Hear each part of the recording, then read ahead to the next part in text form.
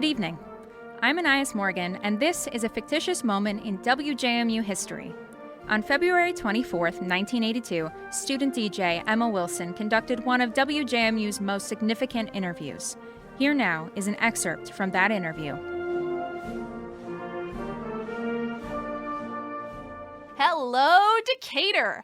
Emma Wilson here on WJMU with a special exclusive interview. I am incredibly pleased and incredibly excited to present to you all one of the greatest superstars of the century. Here she is, the fabulous Miss Diana Ross. I have to say, this is an absolute honor. Thank you, Emma. The pleasure is all mine. Now, I'm sure some of our listeners might be a bit confused about your, voice. Yes. Well, you see, Emma, when you're as famous as I am, it's very difficult to go anywhere without getting mobbed by adoring fans. So I've donned this unassuming white man disguise to ensure my safe and timely travel to the studio. And of course, as a trained actress and vocalist, I have learned how to expertly impersonate an unassuming white man's voice so as to further the illusion. That is amazing. Well, if you wouldn't mind doing so, Miss Ross, could you please start speaking in your normal voice? For the benefit of our listeners, if it's not too much trouble, I mean. I'm afraid it takes me a little while to get out of character sometimes. That's fine, it's fine. I don't want to force it or anything. Thank you. So, Miss Ross, you're currently touring to promote your new album, right? My what now? Oh, yes, yeah, my album. my album that I made because I'm a singer and I make albums. Yeah, I am promoting my new album, which is very good. No arguments here. I think my favorite track on the album is your latest single, Mirror Mirror.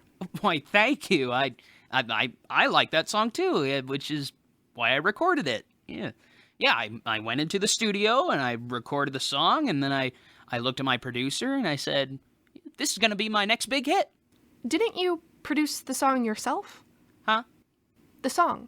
You produced it yourself. The whole album, in fact. I did? I mean, yes, I did. I did indeed do that. I do that quite often, in fact. I'm Diana Ross, and I'm good at what I do. What would you say is your favorite song on the album? Oh, it's so hard to say. They're all so good, and I like them all. Well, I thought your version of Sweet Nothings was very good. Thank you. I love the original so much, I decided to do my own. You're a big fan of Brenda Lee. Oh, yes. Yeah, who isn't?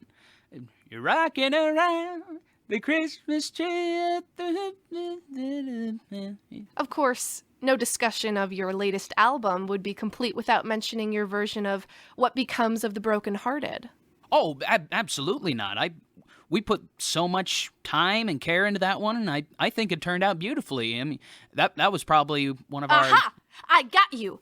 You didn't record What Becomes of the Brokenhearted for your new album. That was from one of your final albums with the Supremes! Oh, I must have forgot. I mean, I've recorded so many songs over the years, it gets so hard to keep track of... Ow! Your unassuming white man disguise doesn't come off! Please let go of my cheek. You're not Diana Ross at all, are you? No, I'm not. You lied to me. Yes, I did. I am, in fact, Arthur Fisher, born and raised in Decatur, Illinois. You've probably never even been in the same room as Diana Ross. No, I have not. Well, I did meet Cindy Birdsong once. At least I think it was her. You sniveling little creep! Oh, please don't kick me out of the studio. This is the closest thing I've had to genuine human interaction in over 2 years. Get out. My family stopped speaking to me. My wife left me for an accountant. My dog won't even grab the paper for me. Now! Out now! And good riddance. I'm very sorry about that, listeners. Hopefully our next interview turns out better. Hello. I hope I'm not late. Oh, no, you're right on time. I hope you don't mind that I'm in my unassuming white lady costume. I was in such a rush to get here, I haven't had time to take it off. It's fine. And now, folks, my next guest for tonight, Mr. Barry White. Please, sit down, Mr. White. Thank you. I'm Anais Morgan, and that's the way it was.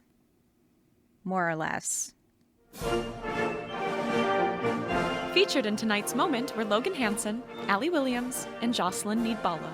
This installment of Fictitious Moments in WJMU History was written by Frank Macaluso.